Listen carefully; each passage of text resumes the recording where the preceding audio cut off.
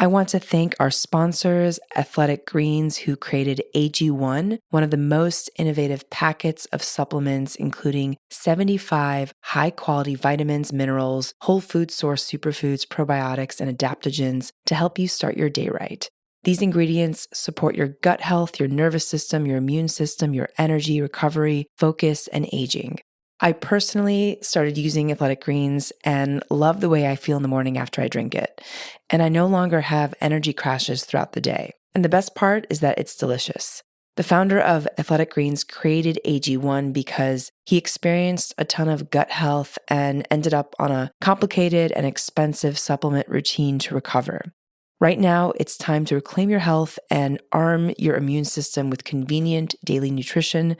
It's just one scoop in a cup of water every day. That's it. No need for a million different pills and supplements to look out for your health. To make it easy, Athletic Greens is going to give you a free 1-year supply of immune-supporting vitamin D and 5 free travel packs with your first purchase. All you have to do is visit athleticgreens.com/Yasmeen. Again, that is athleticgreens.com/Yasmeen, YASMEEN, to take ownership over your health and pick up the ultimate daily nutritional insurance. Hi, my name is Yasmeen Tarehi, and this is Gateways to Awakening, where we host one-on-one conversations with leading experts in wellness, well-being, personal development, and spirituality. On today's episode, I'll be speaking with Chef Pierre Tham, a celebrated chef, restaurateur, author, entrepreneur, and environmental activist. His TED Talk, A Forgotten Ancient Grain That Could Help Africa Prosper, moved me, and I felt his story was so powerful that we had to have him on the show. And our mutual friend, Nicole Patrice, put us in touch, so thank you very much to Nicole Patrice. Welcome to the show, Chef Pierre. Thank you. So to kick it off, you're an ambassador for West African and Senegalese cooking and food, and I'd love to know how your journey started. Well, my journey didn't start with food in mind. I was born and raised in Dakar, Senegal, which is the most western coast in Africa. And I grew up in a culture where food is a gender-based activity. It's like women are in the kitchen and the men are, I guess, playing soccer or something else, but not in the kitchen. So I wasn't thinking of food as a career. As a matter of fact, I went to the regular school, and in university, I was in a department of physics and chemistry. This was my thing. I happened to also be part of a student movement. In Senegal, students are very political, and we had a very, very feisty student movement, and we had been involved in a series of strike, just asking for better studying conditions. And that year in particular, I'm talking about the late 80s now, the strikes went on for so long that the government decided to shut down the university. And we all had to start over a whole brand new year, a whole new year. So it was like everyone starting over. And that wasn't an option for me. That wasn't an option for many of my peers. And so we started to figure out ways to continue our studies, to go to either different school or to go to a different country, which was the case for me. I found this college in Ohio, out of all places, and I applied to continue my degrees in physics and chemistry, and I was accepted, went to the embassy, the US embassy, and I got a student visa. And on my way to Ohio, I decided to stop by New York. So that's a short story, right? I'm giving you the abbreviated story. So I stopped by New York because a friend of mine lived in New York, also from Senegal, and he lived in this immigrant community in New York that was at the time in Midtown in in Times Square area. But it was 1989, so Times Square was not anything like what it looks like today. It was the time of the crack epidemic, the AIDS epidemic. I mean, New York was in a really terrible situation.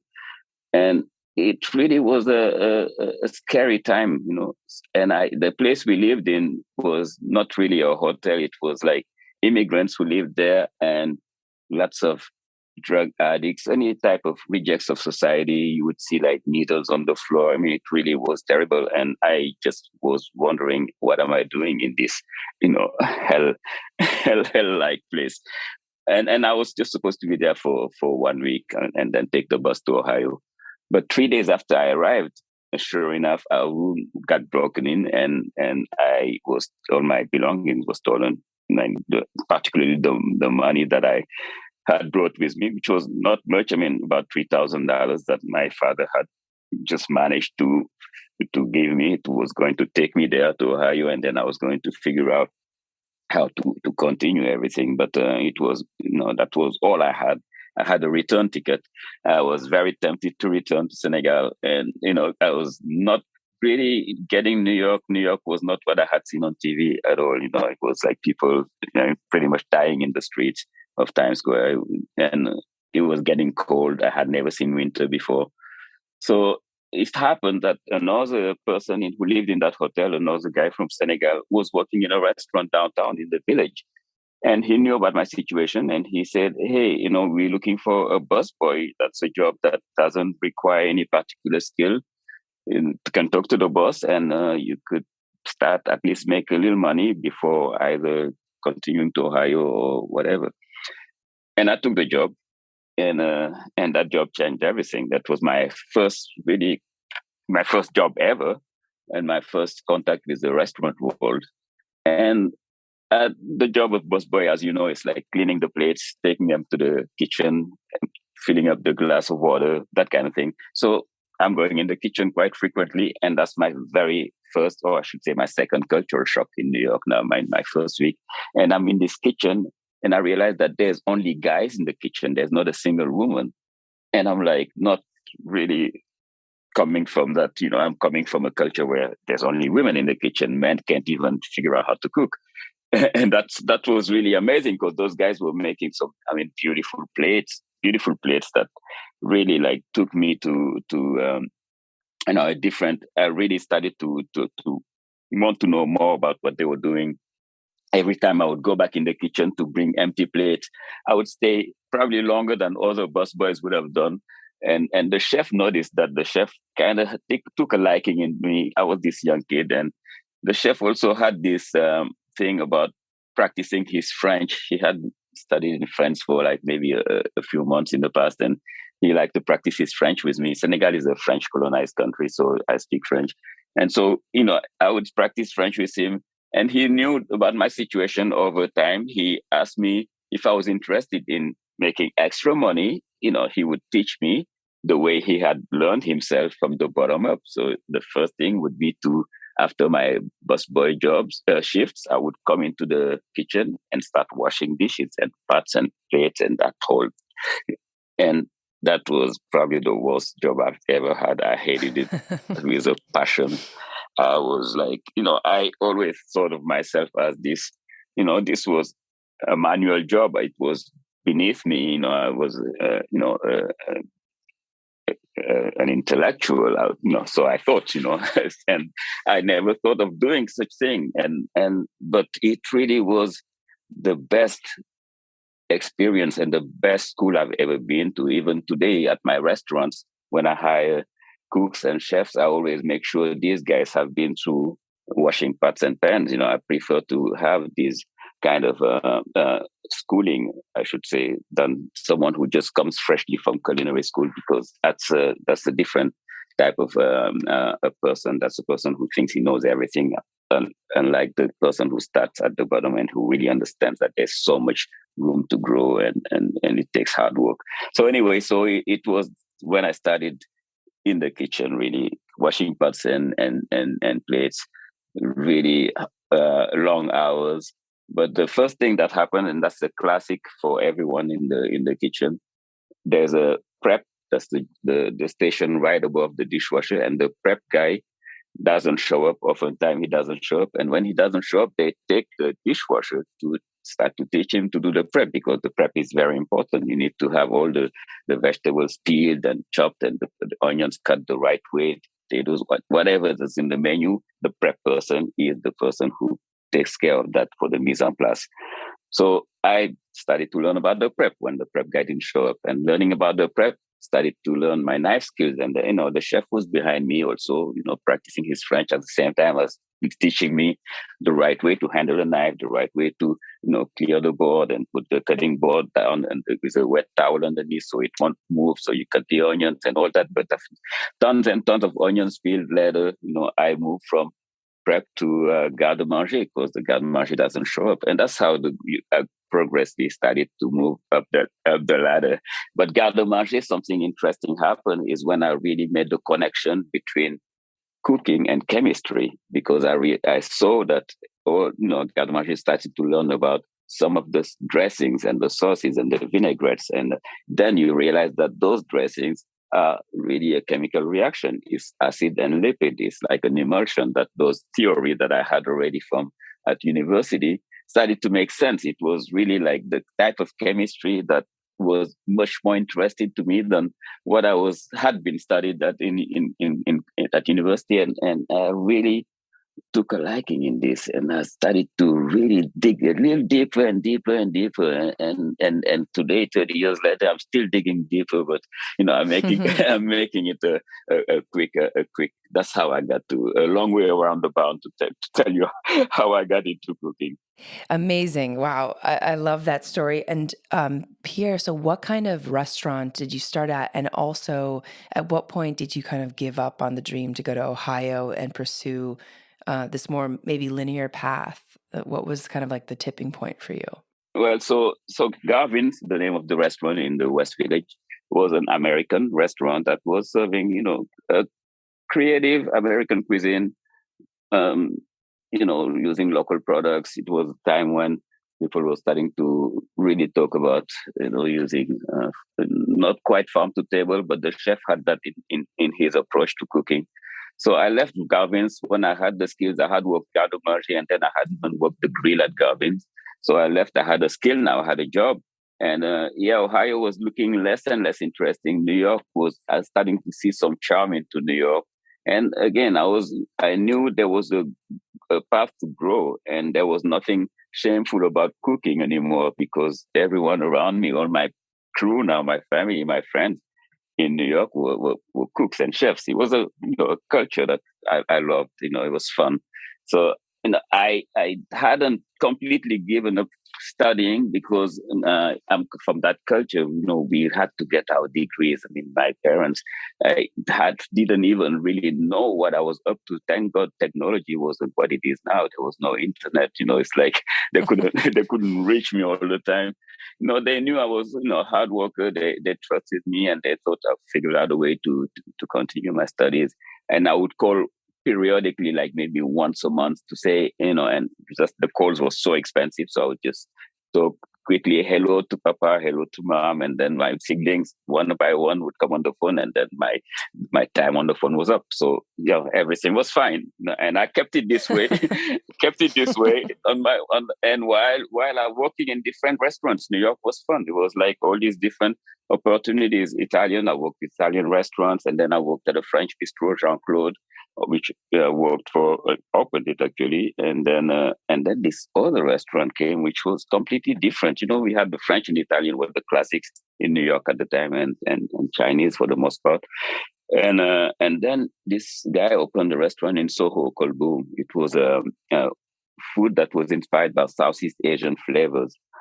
And that really was exciting. And that place was exciting. It was bustling. Everyone, it was the talk of the town. And I managed to get a job there. I got an interview. Actually, I left Jean-Claude, I remember, on my break, because both places were in Soho. On my break at Jean-Claude, I still had my chef jacket, just on a lunch break, and I walked into Boom.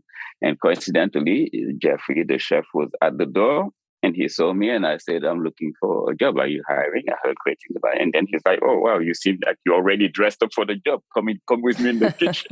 Come with me in the kitchen. He didn't know I only had like 1 hour break, and followed him in the kitchen, showed me what he was doing. I took that hour, probably lasted a little longer than an hour, returned to Jean-Claude to give a notice. I'm like, out of here, I'm going to be working at Boom. I like the French bistro, but this thing Jeffrey was doing was just so much more exciting. And why was it exciting? Because it had something that kind of looked like the food I loved eating growing up. South Asian cuisine, they use fermented flavors, which is very big in our cuisine in Senegal. They use spices that we love. They use citrus, fruit. It's just an exciting cuisine, and the colors and all that. So, I thought this was fun, and I loved the chef. And so I went there and I started working there. And that's really where I started to see a mission that was tracing into me. And correct me if I'm leaving your question, right? Is it? I'm still on your answering the question, right? No, yeah, still very much on the question. Yeah, no, it's just to follow the path of how you got to where you got to is fascinating. So you went from French and Italian to South Asian, and I'm curious, how did that, or I guess what was the time period in which African and also West African cuisine came to New York, or were you the one who actually brought it there? So I was just about to get there. So I'm now getting these flavors that are it's similar somewhat to the flavors that I grew up eating. The excitement, Dakar, the city where I grew up, is a very interesting cuisine. It's a hub, because it's the most western coast of Africa. It's been the entrance to Africa for many different cultures. Mariners came from Portugal, from the Dutch, the French, all came. I'm talking about 500 plus years coming through Senegal. But in addition to that, we also have the neighboring influences, from West Africa, and Cote d'Ivoire, Nigeria, Mali. They have like all subcultures within Dakar. And most interesting part is also you have a strong Lebanese culture and a strong Vietnamese culture. It's interesting because the Vietnamese, it's because of the same colonial past with the French. So I was familiar with all these different cultures, food cultures, because they exist there in the street foods of Dakar. And now I'm seeing them and tasting them in Chef Marie's cuisine. It's like bringing flavors from Vietnam and from Thailand and from Indonesia. And I'm like, this is like interesting. And I'm in this place that's called the food capital of the world. And this guy is bringing these great flavors, and he's this big hit now. Where is Africa in this world now? Africa was absent, in the food capital of the world that New York was calling itself to be. And I saw this as an opportunity. That's my first time just thinking about this as an opportunity. And I started a little bit about following this path. There's a time in the restaurant world every day around 5 before service opens for dinner, where we all sit together, the staff, and we eat the family meal. And the family meal is prepared by one cook is chosen to cook the family meal for the whole restaurant. And when it was my turn to cook family meal, I started to bring back food from memories, the food that my mom used to cook for me. And that rich peanut sauce with vegetables, cabbage, carrots, sweet potatoes, or I would bring the caramelized onion and lime with grilled chicken that brings that char, the grill, and it's called yassa. It's like an amazing dish, and those dishes that I would bring was new to the staff. All those guys never had those flavors. And they were so excited. And that oftentimes I would get comments like, hey, we should bring it as a special at the restaurant. And even Chef Marie was like, hey, this is very exciting. So that's like really taking me to that confirmation that there's room for this West African cuisine. There's room for that. And Boom was so popular that it became, we started to open a couple of restaurants. We opened one in the Hamptons for the summer, and we opened one in South Beach, Miami. And eventually I was grown from like a line cook to a sous chef position. I was promoted to sous chef. And when Miami opened, I was sent to Miami to run Miami's kitchen for the whole winter season, with the explicit nod to add some of those dishes that I serve for family meals, like start serving them. Chef told me to start serving them at as special first, and then introduce a couple in the menu. And that's what I did. And those were hits. Those were hits. Actually, it was so great that one of them was talked about by a local food critic in his article, and not only talked about it, but mentioned me by name. And that was to me something that was beyond. I mean, I was still in that mindset. I'm like this immigrant who's like just trying to find his path, and now I'm like just cooking this dish, very simple, from back home, and it's written in an article in a paper. I'm like, wow, in America, that was quite a thing, and that Wow. and that really got me on that path. I have to figure out now to get this thing going.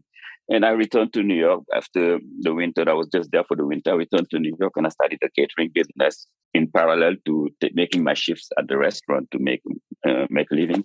And the catering was just targeting New York clientele who were regular at the restaurant, but who knew me. I had become friends with them, and I would do private event at their homes, but bringing those flavors. And that catering grew to become my very first restaurant a few years later. And I've opened in Brooklyn, a place called Yolele in Brooklyn, in Bed-Stuy, in an area of Brooklyn that was definitely had never seen a sit-down restaurant. It was deep in Bed-Stuy before Bed-Stuy became, before Brooklyn became gentrified like it is today. So that place was my very first place, and it became a destination. It was really like a labor of love. I had no idea really about the business of the restaurant. I knew what I wanted to cook. I had perfected my menu.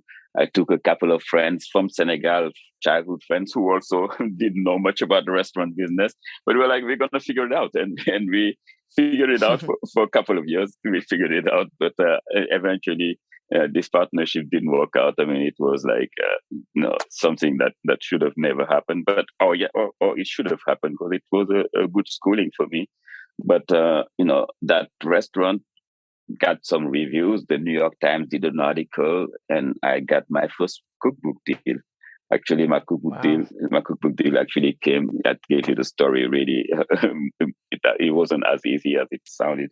I started collecting recipes, and as the recipes were being collected, many of those recipes were collected by me talking to my mom on the phone. Or by that time, my mom and my dad obviously had known that I wasn't doing physics and chemistry anymore. I had told them that I was in the kitchen and I was waiting for my father yelling at me. And then I was very surprised to hear both of them being very supportive. My mom already loved food. She was already, I would say, a foodie before her time. She had a collection of cookbooks. And she actually reminded me an interesting story. She said when I was 5 years old, I used to look at her cookbook collection. She had a French cookbook collection, the Larousse Culinaire. And she said at 5, I would love to look at the pictures of the book just because the pictures looked very appetizing to me. But there was no way to know that I would be interested in cooking. So I guess it was predestined. But anyway, so I had collected recipes from my mom over the phone. And those recipes, I was applying them at the restaurant. And over time, I looked at them and I realized that this was a potential cookbook. And that's when I started to gather all that and write a proposal and try to look for a publisher, which was the most difficult thing, to convince a publisher that there is room for an African cookbook in America. And no, I mean, everyone received maybe 1,000 no's. And eventually, I found this amazing woman, Hiroko Kifner, who runs Lake Isle Press. And she became my very first publisher, and who ended up publishing my 3 first cookbooks. My 4th one is going to be published next year by a different publisher, by Penguin. But that was really, she's the one who saw the what I was talking about and supported me. And the book just came out beautifully. It became. Congrats. And thank you. And what's the name of the book? The first book, named after my restaurant, it was called Yolele, which is Yolele was the name of my first restaurant, which is also the name of my food company at the moment.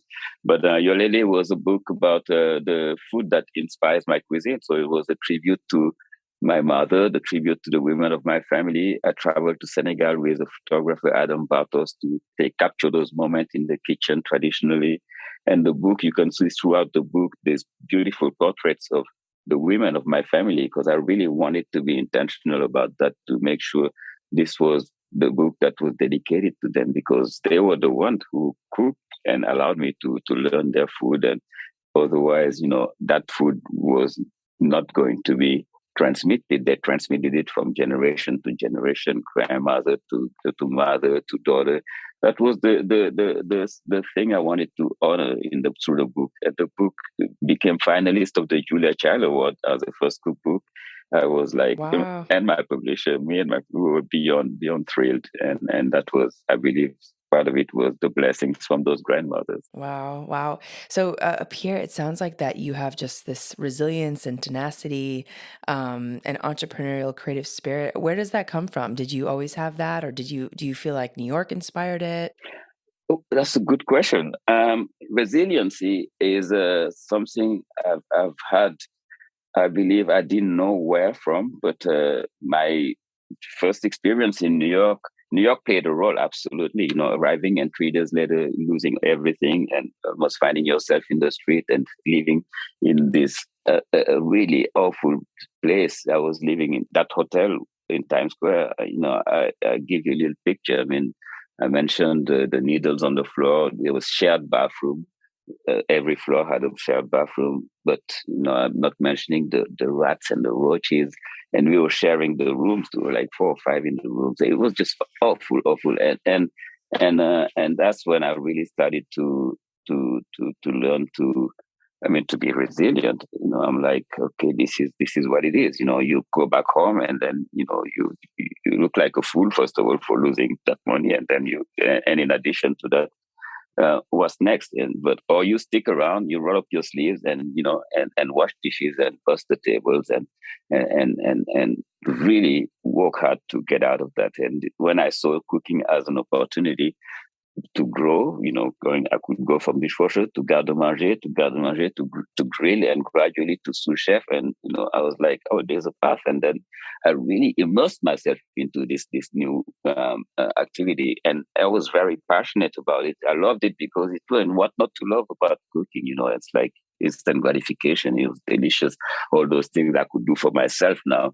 When I started to read about food, and Chef was really great at guiding me through the cookbooks that I should be reading. And I was fortunate to have this passion for reading from also my mother. My mother, at an early stage of my life, she had gotten me into a cultural center, the French cultural center, that had beautiful library. And at the library, I would go every Wednesday, and I would just spend.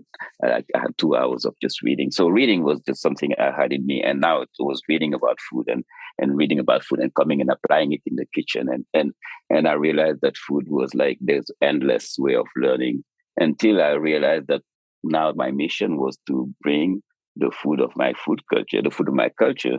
I started to really dig back and read about my food culture. There was not much written, but this became my inspiration. If I'm not finding the writing, I'm going to write it myself. Write my mother's recipes. I'm going to write the recipes that I taste, that I experience, that I remember from memory, and try to bring them back on the plate. And that just became this endless well of inspiration that I could find in this mission of bringing this food culture of my origins. Amazing. And what do you think people misunderstand most about both West African food and just Senegalese food in general? When you were bringing this over, I mean, obviously you were one of the first kind of pioneers to bring this food to New York and to also bring it to the cookbooks and to kind of bring it to mainstream culture. And what do you think people misunderstand or maybe don't understand about the food and the culture, just generally speaking? Oh, there's so the misunderstanding goes deep. It goes back hundreds of years. Really, there's this always been this really to be gentle, very difficult relationship between the West and Africa for many years. It's been always a relationship that's based on exploitation, extraction, uh, and lies, because the lies were necessary to justify those actions, right? So Africa was presented in a way that's not very flattering. Often it was like savages, uncivilized, and that was done with the help of the media. To the media was portraying Africa in this light, and that really made people just have an idea of Africa, and that idea has been transmitted over time, and that's why we see this misunderstanding, and that especially when it comes to the food, people don't see Africa as this continent of abundance, because in the media they see famine, they see wars, they see refugees, they see all kind of crises, but they don't see the Africa that I grew up in, and that many of us grew up in, which is loving Africa, joyful Africa, abundance, great food, diversity, and all of that, and forgetting that it all began in Africa, too, forgetting that you can actually argue that this is where we mastered fire. This is where we started first cuisine. This is a cuisine that's so not only rich, but that idea, man, the concept of food as medicine is very much African. And obviously another way of extracting. Now you see those quotes being quoted to Greeks and all that, but that's not really the case. This is our approach. This was our approach. My approach when I grew up, this was always the case. Food was always around how to heal, around community, around just nurturing, nourishing, and Africa has been influencing food culture of the world for a long time, and it's not talked about. When you look at the Middle Passage, just here in the Americas, and the food influence of West Africa in Southern cuisine, in Louisiana, the iconic dishes that you have, like gumbo, jambalaya, hopping jones. You go all the way to Brazil, the whole Bahian cuisine. Mexico, like people don't even connect that, but tamales and moles, all of those have direct connection with West Africa because of the Atlantic slave trade. Ingredients that arrived here through the Atlantic slave trade, rice, okra. Rice is the most fascinating part, because people always connect rice with Asia, but rice that exists here in America, the rice that made the Carolina gold, which was called the rice, that was the rice that was brought by slaves from West Africa. That because there's two big families of rice. There's Oryza glaberrima, which is the African rice, and the Oryza sativa, which is the Asian rice. But the Oryza, the family of rice that came to the America is the Oryza glaberima. And there's an interesting book that you could find out about that, called Black Rice by Harvard Press. And that book traces back how the same rice culture, the same method of growing rice that was done in West Africa is the same one that was brought to the plantations in North Carolina, in South Carolina, in Louisiana, in Brazil, in Jamaica, in Cuba, and all in Mexico. Imagine Mexican cuisine without rice. So that's also the misunderstandings. People don't understand that African food is also very familiar, because those are flavors that have arrived here for hundreds of years. Those are flavors that have been adapted to this environment, but the core of the recipe is directly connected to West Africa. When you eat a gumbo, you eat the same okra stew that I eat in Senegal, in Nigeria. When you eat a jambalaya, you eat the same jollof rice that they eat in Senegal, in Ghana, in Nigeria, so on and so forth. The mafe that we have is the mole in Mexico, the same. We make it with peanut base, and they sometimes make it with a nut base. So it's like the ingredients sometimes vary because of the environment. You go to Brazil, they have acarajé. We have acara, that's the same black eyed pea fritters. So those are I can go on and on and on. There's a lot of those ingredients that Africa has contributed to the cuisines of the world. And I could, it's not only the Americas, even Spain, the most iconic dish of Spain, paella.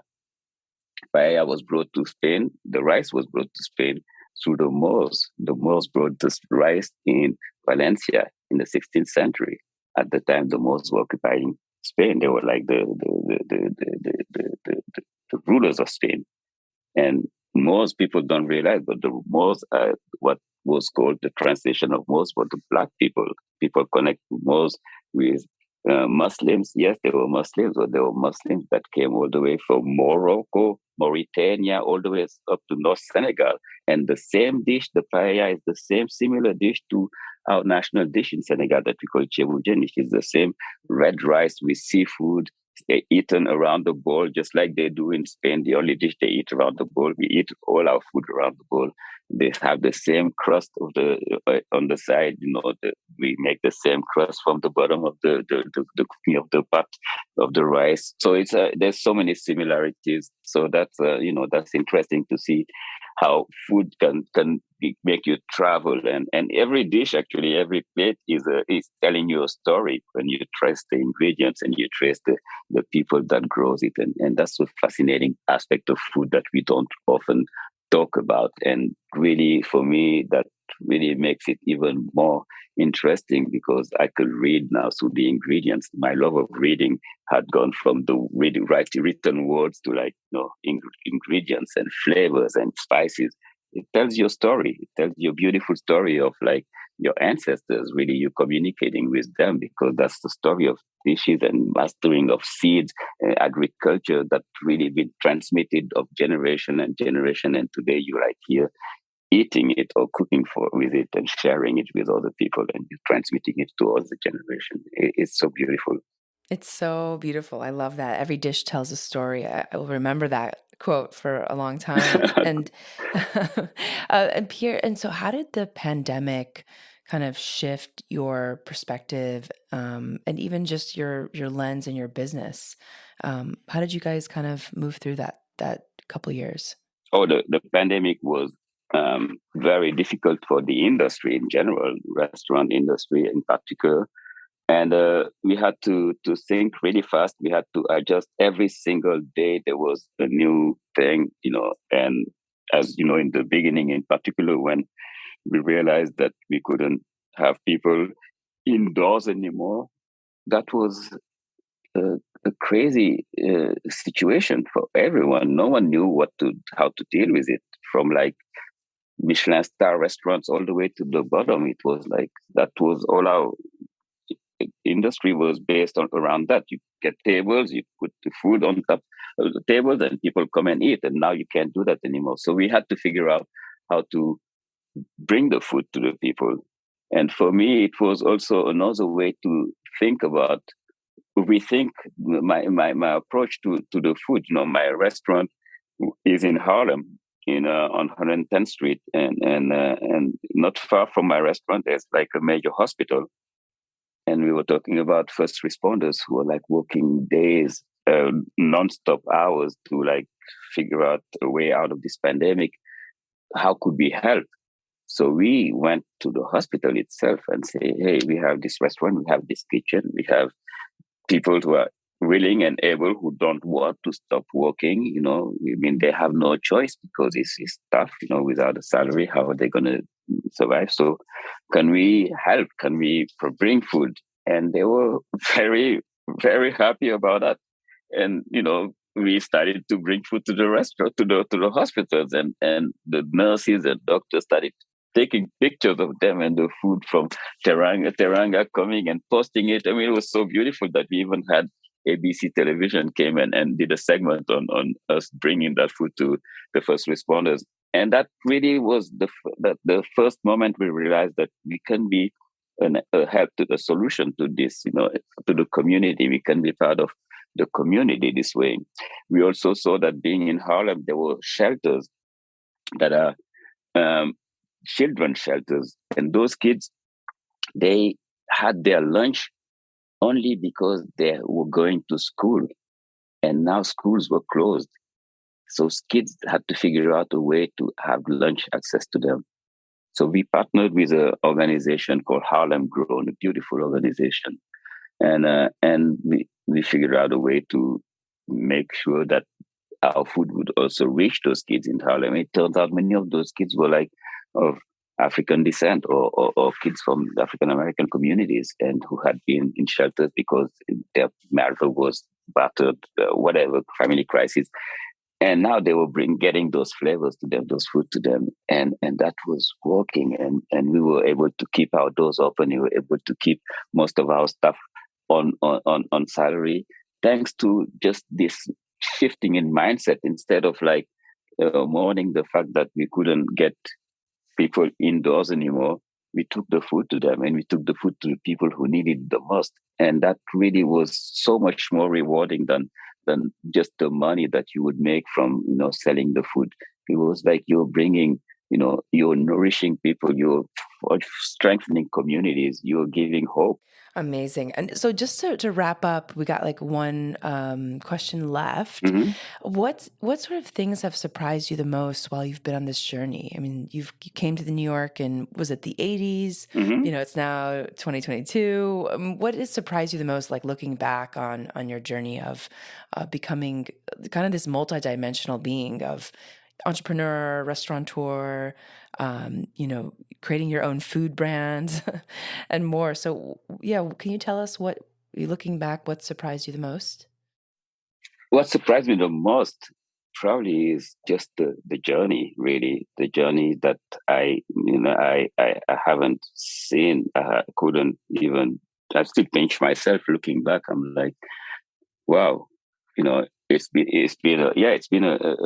was beautiful. It was exhilarating, and I say it with realizing it wasn't easy. It was very, very difficult. It was lots of long hours of work. I mean, long hours of work every single day, not to mention the burns and the cuts that come in the kitchen.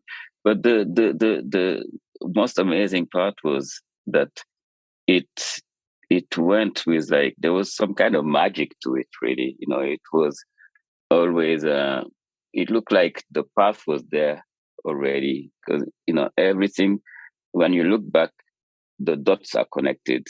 You can see that if this didn't happen, that wouldn't happen, and some crises were actually there because they were necessary for you to get to another place, so it was a magical journey. I feel it. And I really say it with a strong belief in it. It was like lots of miracles along the way for sure.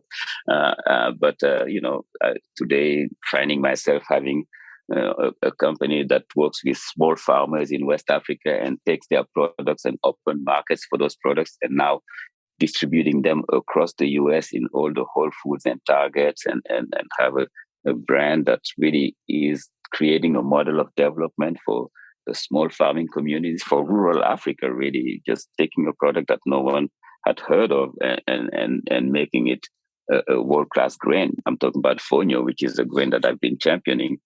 When I started the idea of doing that, it really came from just the idea of bringing African food, because it's not in New York, and now opening a restaurant, and now writing a cookbook, and now as I'm writing a cookbook, realizing that, hey, I have to think of substitutions for ingredients. I have to figure out ways to bring those ingredients instead of substitutions. And this is how I went and got this food company that would bring the ingredients, and the ingredients, I wanted them to have an impact back home, because that was a way of me to give back, because, hey, everything I got, everything I'm doing is thanks to the inspiration I'm getting from back home. And those small farmers, they are the ones who are, not getting any credits, but none of our food would be possible as chefs.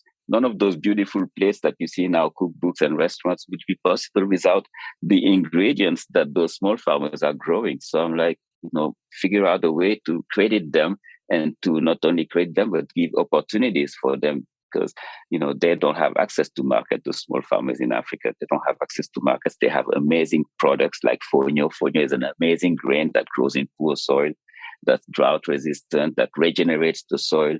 But that's also very nutritious. It's so gluten-free. It's very, very nutritious. So, why isn't it a grain that's known around the world? Why isn't it a grain that brings wealth to these farmers? These farmers live in the poorest conditions. These farmers live in an area where all the youngsters are living refugees. They're trying to go to the city, or they're trying to go to Europe because they don't have opportunities. Let's create the opportunities. So I'm just answering your question. That journey, being able to take a seed like this, a grain like this, and naively thinking I'm going to make it a world-class grain. And today, having turned into that dream, reality, turn it into a reality. I'm saying naively because I didn't know I had to create a chain of value. I had to figure out, how to the processing, how to package it, and how to just find the right distribution. I knew nothing about it, but just the dream and the naivety is really what made it happen. And that's why I mentioned all the miracles and the magic in between. Wow, amazing, amazing. It's so beautiful to hear that story. And for those who don't know, fonio is spelled Fonio. And folks, you can listen to Pierre's TED Talk about this grain and how he brought that to the United States and the West. So Pierre, thank you so much for your time. Are there any resources that you can point folks to in order to learn more about you and your brands and what you're up to? Oh, yeah. So I have a website, pierretham.com, Thiam, my last name, Pierre, Pierre. I have yolele.com, which is my food company. My restaurant in New York, I have 2 restaurants, Teranga. The website is itsteranga.com, itsteranga.com. I have 3 cookbooks out there. The last one is dedicated to fonio. So if you're interested more to know about fonio, you can go out and take a look at it. It's a grain that I believe is really the type we need to consider seriously now that we're talking about climate change and we're talking about diversifying our diet and saving biodiversity. So, and it's a grain that cooks in 5 minutes. So the cookbook is dedicated to that. But I have 2 other cookbooks, Senegal and Yolele. And I have another cookbook coming up in next spring. So look up for that. And also I'm on social media at Chef Pierre Tham if you are on Instagram or Twitter and all of that. Yes, amazing. Please check him out on Instagram. I love your Instagram feed. I think it's very fun. Thank you. Well, thank you so much for your time. And for our audience, thanks for joining and for listening. In this episode, we learn about why eating and sharing food is an act of love with Senegalese chef Pierre Tham. And you can tune in to Gateways to Awakening, where we host one-on-one conversations with leading experts in wellness, well-being, personal development, and spirituality. Thanks again.